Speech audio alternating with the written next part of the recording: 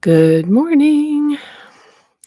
Good morning, my beautiful lovelies, and welcome to the Parinama Practice Space, where we are going to be creating a space to demonstrate what a regular practice looks like for uniting reflex, emotion, and logic. And today's topic is going to be discussing your TPM practice. So I'm just going to pull this back a little bit for a moment. I'm going to talk to you about what the purpose of today is. So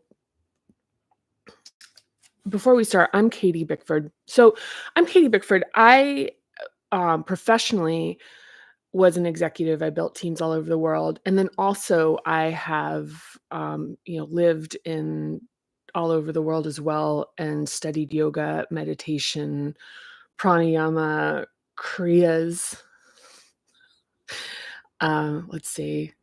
I've done yeah. So I'm not going to talk too much about myself here, but just as a positioning of who it is that's talking to you. So, okay. So if you're here, there's something that's awakening in you. So if you were called to listen to this, if you're called to Parinama, if you've been in Parinama, there's something that is a process that's awakening in you, or or has been awakening in you. And so for today, I want to talk about we're going to talk a little bit about the book, and I'm going to do some readings in here. Is that Parinama is not a doctrine. It is a framework, and also it is not a consumer product. It's really I'm not trying to sell you anything. And in a really flooded world where there are a lot of offerings in this genre that have like escalating paths for making money, that is actually not what Parinama is on offer for. So as a caveat, I will mention the book's expensive. It's a $50 book, and it is incredibly expensive to produce. So it is a full color, massive book. And that's why it's expensive.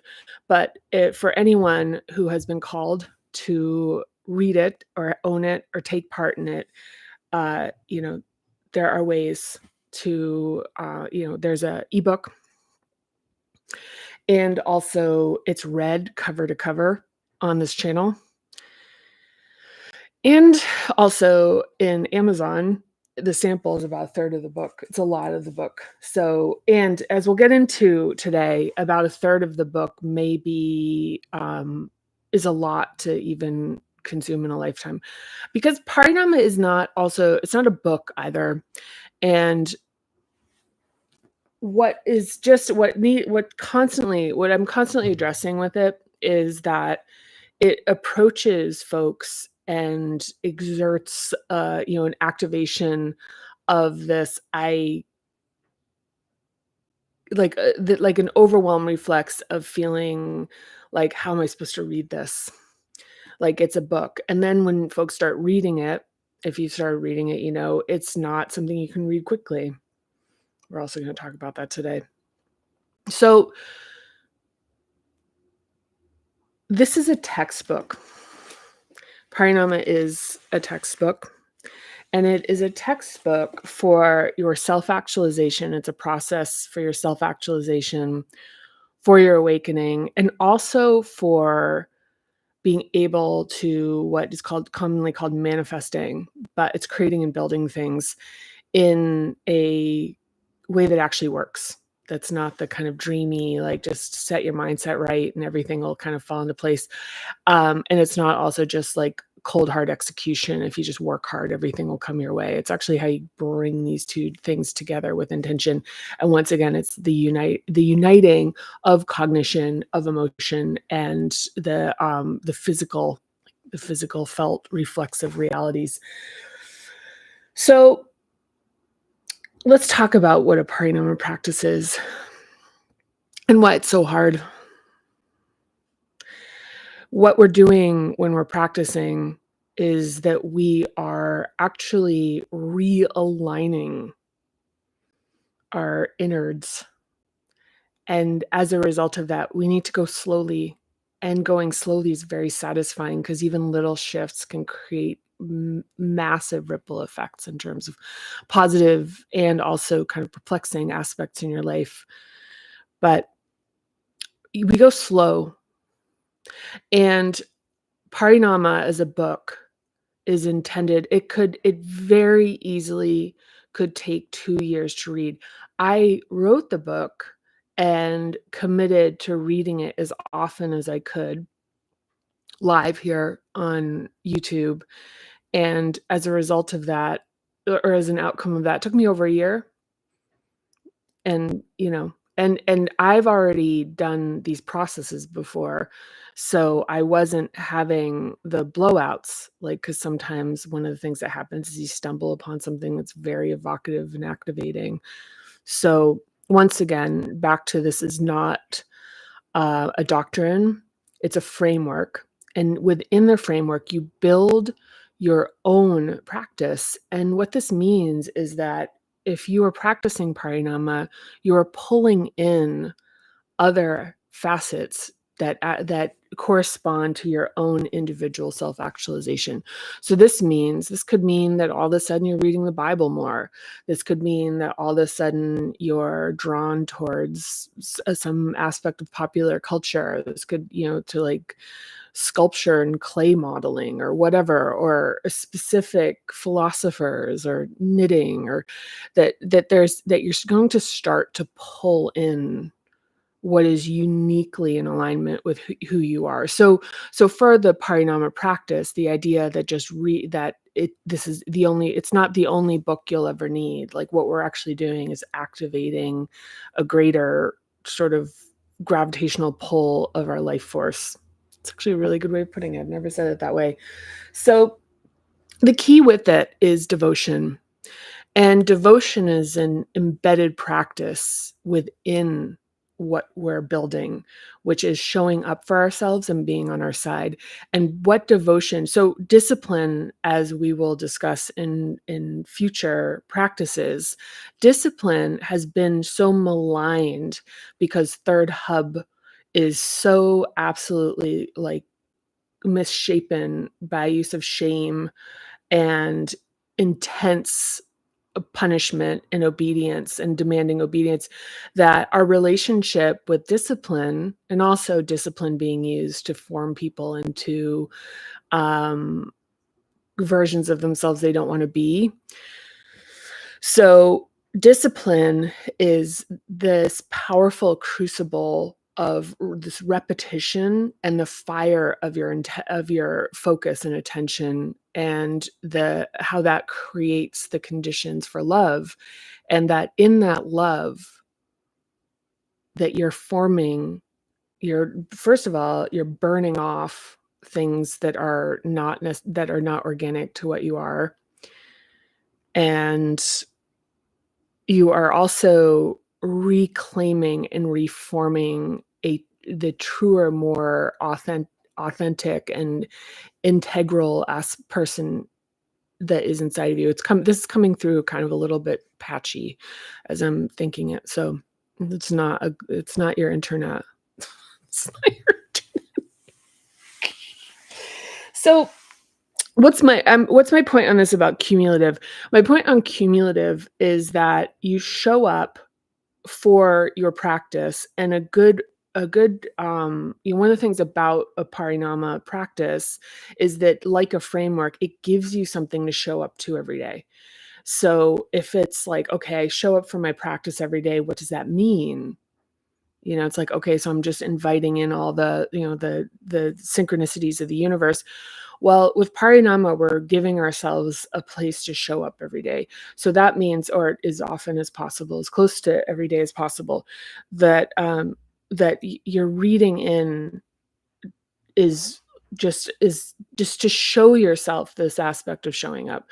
And reading is not, is reading a piece of the book. So a section, not even a full page, a section, and letting it work on you. So when the book first came out, I didn't understand it. It still was this mystery to me. I'd created it, but I'd actually never practiced it cover to cover. I'd read it, I'd never practiced it cover to cover. So when I did that over this last year, I came to understand it and what it has to offer more. So when I say, "Oh, just open it and do this, do that, do follow what interests you," don't do that, if you can.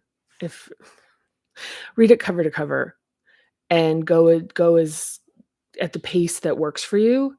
Uh, dedicate 15 minutes a day, dedicate this time.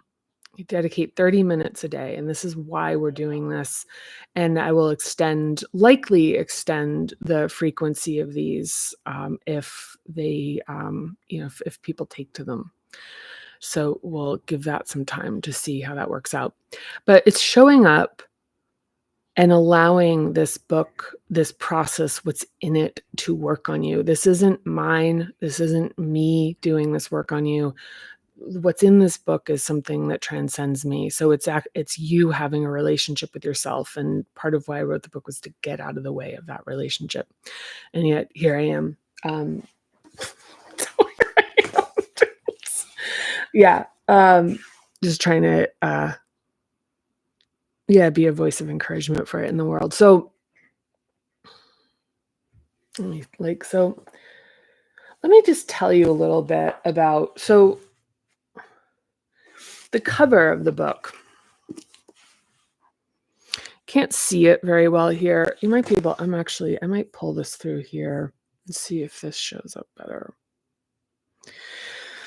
It doesn't, it's not that great. And but what I will allude to here is this book cover is meant to impart a sense and a sensibility upon the reader. My intention in its ideation was to really represent the sense of entering into a jungle, entering into a journey, entering into a mystery, and that the Parinama method sign was like a neon sign in the night, and that the leaves were like a lush jungle, and the fire below was this kind of the sort of mystery in the night, and above is the night sky. And then also what we'll read about a little bit today is you have the oil slick that's in there.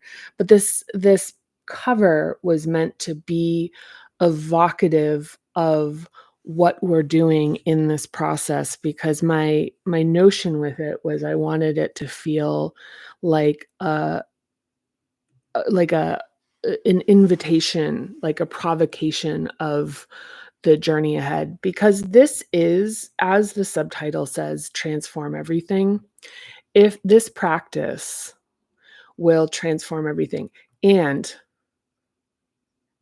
it does not fit into a very neat explanation of what it is because it is so comprehensive. It doesn't work well as far as explaining what are you doing with a parinama practice. It doesn't work well with a very singular explanation in terms of what you're doing, other than what you're doing is you're repatterning your nervous system.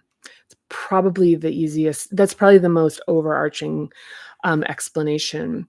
And by nervous system, I mean your reflexes, which are your subconscious and unconscious, your emotion, which is your like subconscious for the most part, and then your cognition, which is your conscious mind.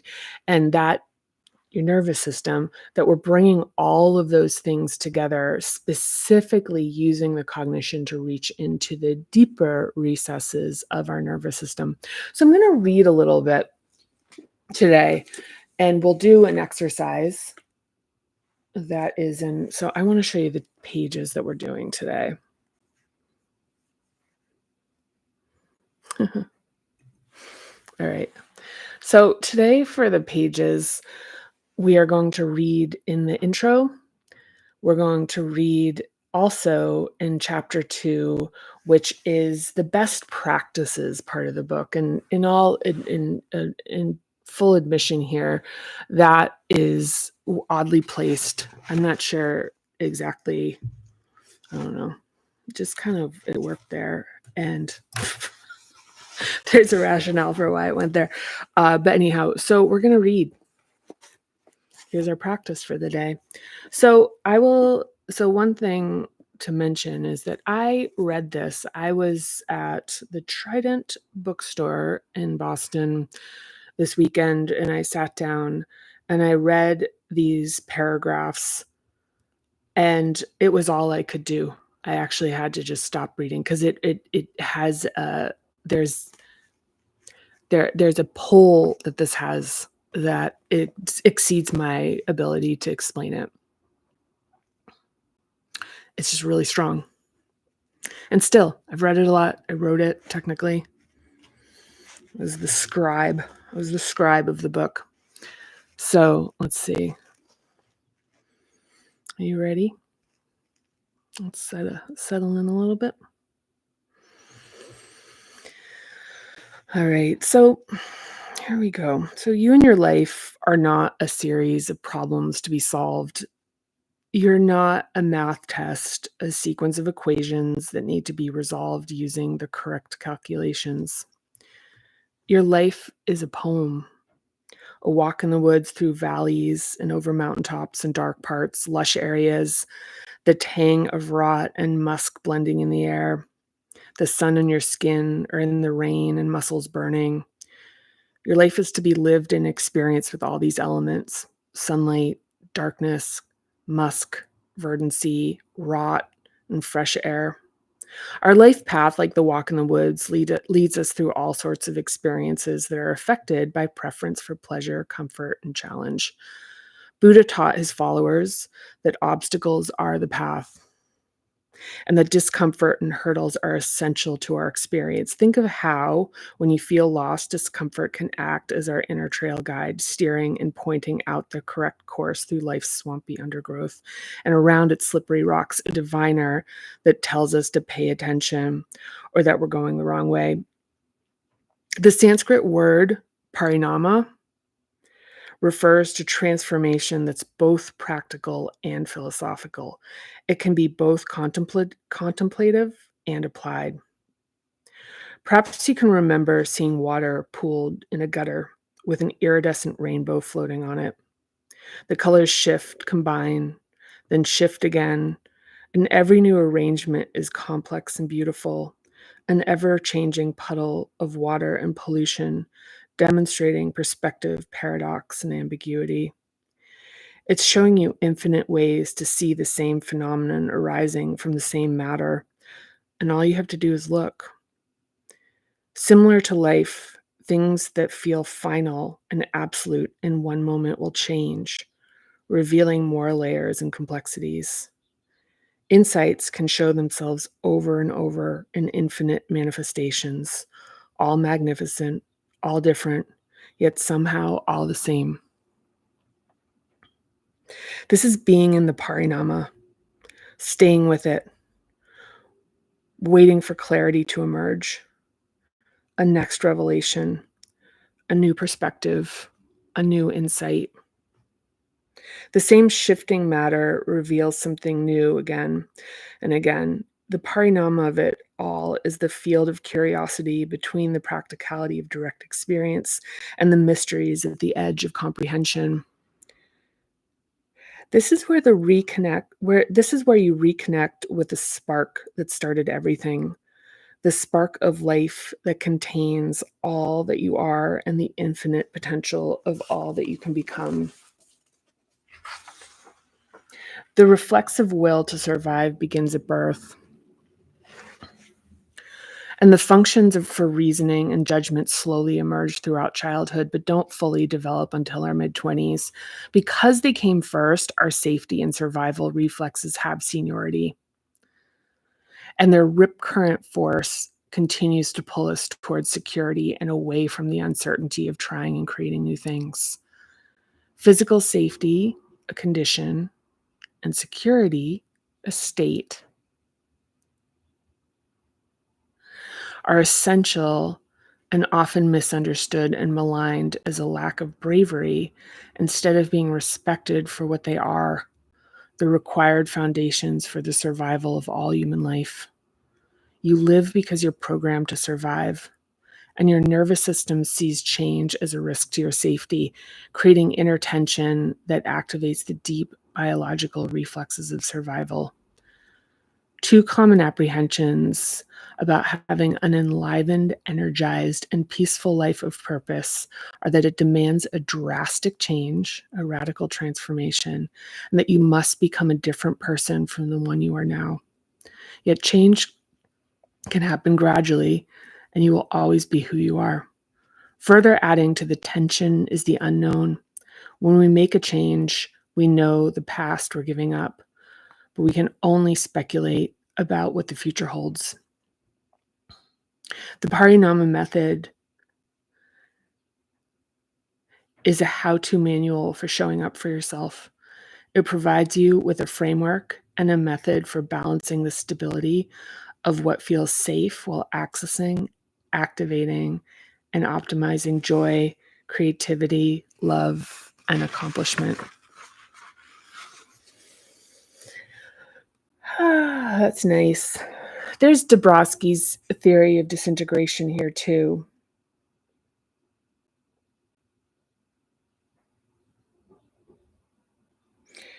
Everyone has a unique essence and unique destiny, both of which are bigger and broader than your safety survival reflexes want you to know. Essence and destiny can reveal themselves in dreams or in feelings such as envy and longing when seeing others who have what you want for yourself. Our safety reflexes are very powerful, and if you attempt to override or ignore them without considering the value they provide by keeping you alive, they fight harder. But if you work with the need for physical safety, it provides the grounding, boundaries, and consistency necessary for the transformation process. It's a good book. It's a good book. Oh my God. Whatever it is burns inside you, a creative longing, write a book, a professional goal, starting a business, any type of calling, becoming a teacher, or a personal objective, more free time to enjoy life is a message that's unique for you. How you imagine this desire may change, but the underlying nature of the impulse doesn't. If feelings of fear, anxiety, worthlessness, low energy, or pain are getting in your way, consider psychologist Kazimierz Dabrowski's theory of positive disintegration. Dabrowski developed the theory to explain how a person's difficult experiences can result in important personal development. The disintegration he referred to as a forcing function for surrender and the abandoning of behaviors, patterns, and attitudes that are blocking us from our true self. The resulting shift is regarded as positive because we can increase our capacity to contain such experiences, gaining greater perspective, insight, and wisdom. This disintegration can be the falling away of defenses and survival adaptations, those behavior patterns formed early in life that once protected you but no longer serve you. It's a difficult process to endure in the short term, but holding on to these stockpiled experiences ultimately hurts worse in the long term. Dabrowski believed in Plato's idea of essence. An individual's essence is a critical determinant of the person's course in life. One's essence sometimes needs to be realized through turbulent life experiences. Dabrowski viewed psychological tension and anxiety as necessary for growth, disintegrative processes that are ultimately positive. He also agreed with Socrates' statement that an unexamined life is not worth living, and believed that people who fail to go through positive disintegration may spend their entire lives in a state that he called primary integration, that is, lacking true individuality, stuck in a life taken only at face value. So take comfort in knowing there's potential for growth and personal evolution available in every situation. So there's that. Oh, it's so funny. So we won't have time today to get into um, page 36. So safety first.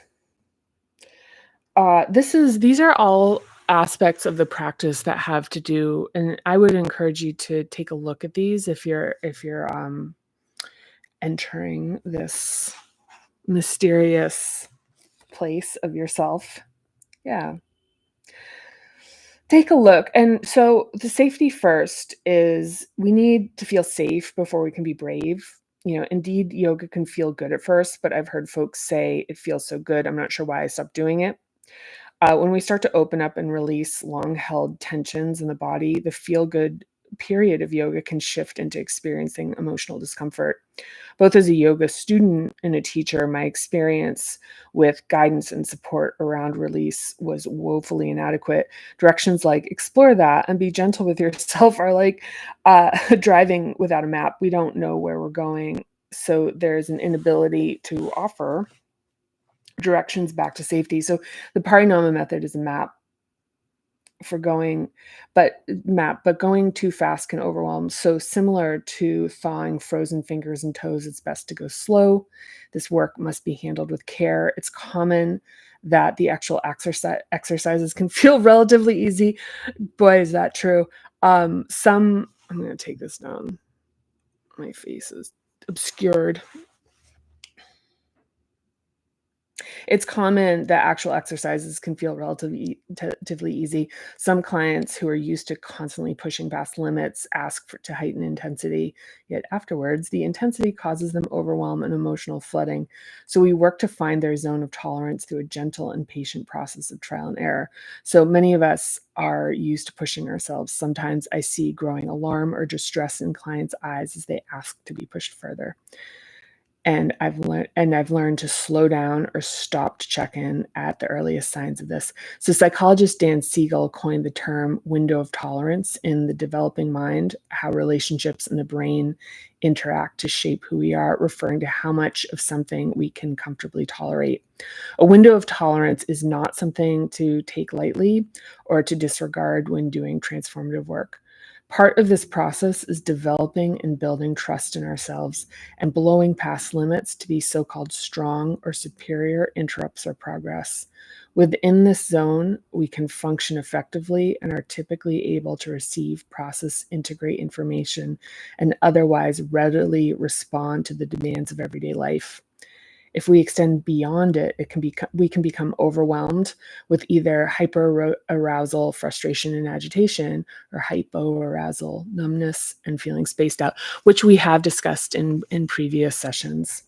So in the nervous system regulation. So there's a couple things I just want to speak to. There's Surgeon General's warning, which is Parinama is not a substitute for medical care. In fact, my Parinama practice made me um, like significantly more effective in developing my own care team, because in my first hub practice, I came to God, the sun in my eye. I forgot to put the little shade up.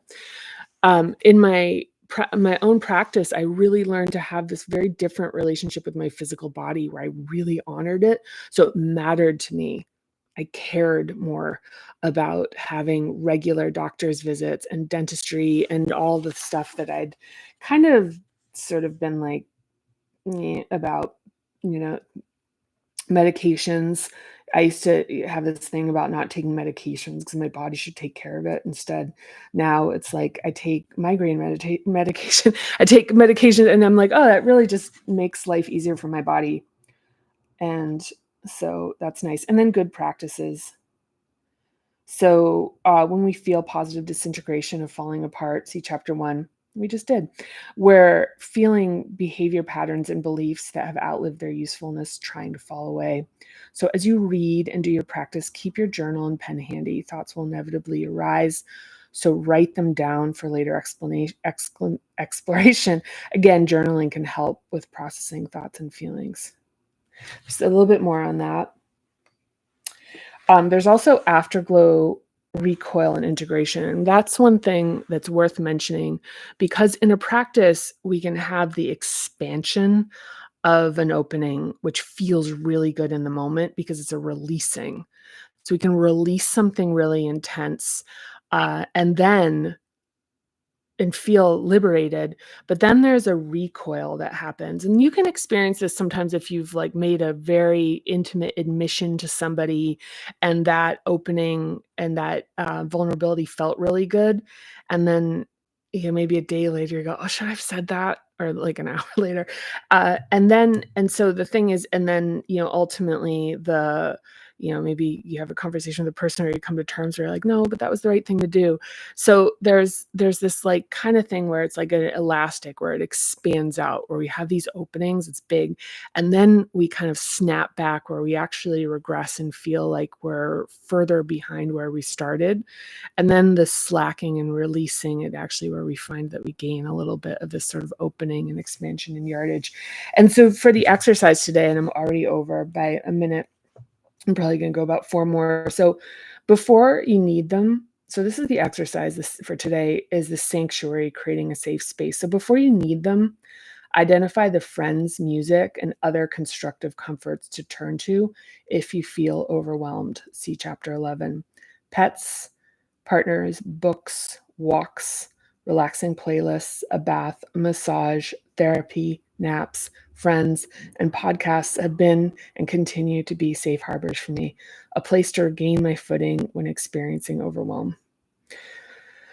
So, as far as building a practice, it is the exercise for today is creating the safe harbor before you need it. So, it's entering into this great mystery and understanding that the stimulation and overwhelm, or even the numbing out and dissociating, can happen really unexpectedly.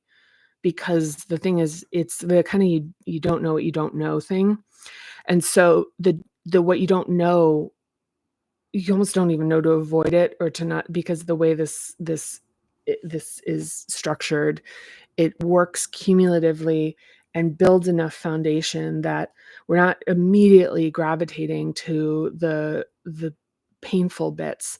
We're actually traveling through, and eventually, sort of in the journey, we'll hit something that unexpectedly brings some stuff up.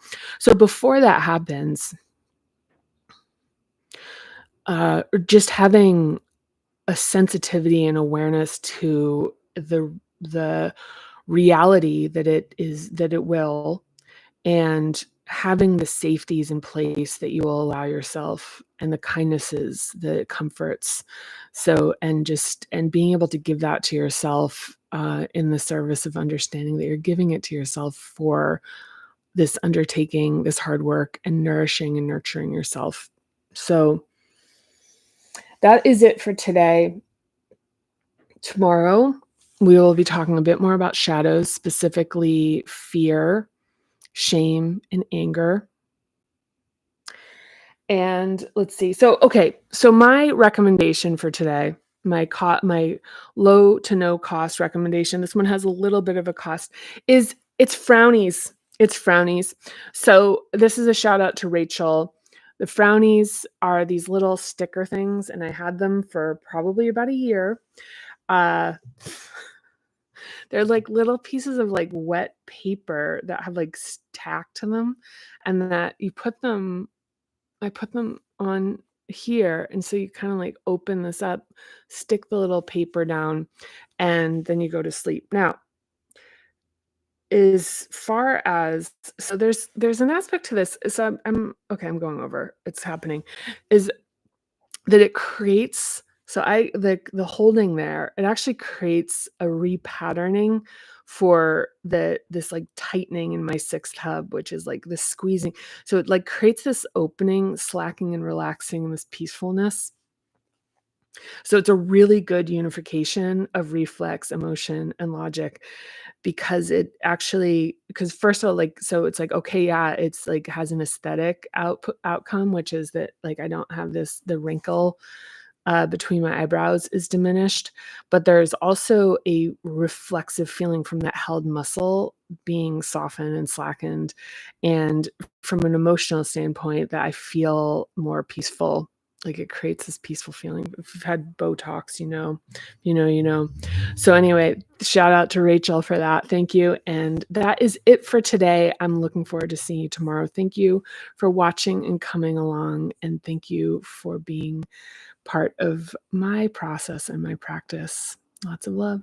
Bye for now.